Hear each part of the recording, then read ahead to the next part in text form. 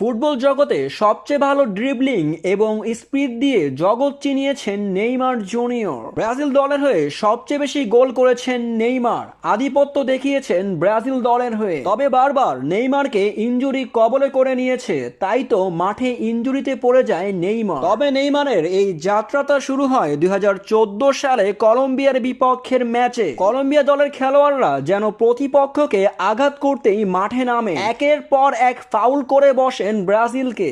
2014 সালের কোয়ার্টার ফাইনালে ব্রাজিলের ম্যাচ চলাকালীন সময়ে 88 মিনিটে নেইমারকে কোমরে আঘাত করেন কলম্বিয়ার খেলোয়াড়। সেই ফাউলে নেইমারের কোমরের একটি হাড্ডি ভেঙে যায়। সেখান থেকেই শুরু হয় নেইমারের ইনজুরির যাত্রাটা। একই ঘটনা ঘটালেন কলম্বিয়ার খেলোয়াড়রা 2024 সালের কোপা আমেরিকায়। লিওনেল মেসির কেরিয়ার শেষ করতে চেয়েছিল কলম্বিয়ারা, যে কোনো মূল্যে তারা কোপা আমেরিকার কাপটা জয় করতে চেয়েছিল আর্জেন্টিনা থেকে। তাই দলের সবচেয়ে গুরুত্বপূর্ণ খেলোয়াড়কে বারবার ফাউল করছিলেন কলম্বিয়ার খেলোয়াড়রা। কোপা আমেরিকার শিরোপা আর্জেন্টিনা জিতলেও মেসিকে বাজেভাবে ট্যাকেল করে ইনজুরিতে ফেলে দেয় কলম্বিয়ার খেলোয়াড়রা। ম্যাচের 35তম মিনিটে মেসি যখন ডি বক্সের ভিতরে বল নিয়ে চলে যায়, তখন কলম্বিয়ার ডিফেন্ডাররা মেসিকে বাজেভাবে ট্যাকেল করে ফাউল করে। এর ফলে লিওনেল মেসি অনেকখানি সময় মাঠে শুয়েছিলেন। প্রথমার্ধে মেসির ইনজুরিটা ভালোভাবে বোঝা না গেলেও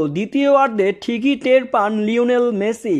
দ্বিতীয়ার্ধে লিওনেল মেসি হাউমাউ করে কাটতে কাটতে মাঠ ছাড়েন। মেসির ইনজুরি কতটা গুরুতর তা এখনো ঠিক মতো জানা যায়নি, তবে একটি ফুটেজে দেখা যায় মেসির বাম পা ফুলে গেছে। নেইমারের পর এবার লিওনেল মেসিকে বাজেভাবে ট্যাকেল করে ইনজুরিতে ফেলে দেয় কলম্বিয়ার খেলোয়াড়রা।